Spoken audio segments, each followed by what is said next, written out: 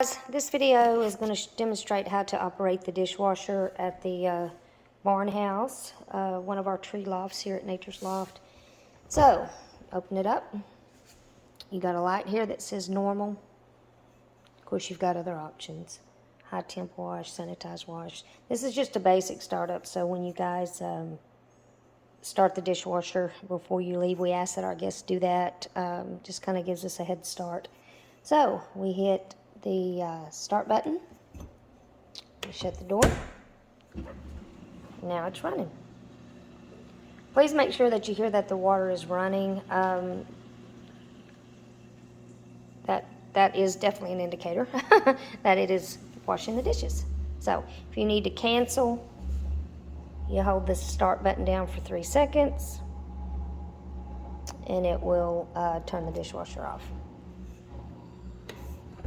You may have to open the door. Looks like you do. Okay. 1, 2, 3. There we go.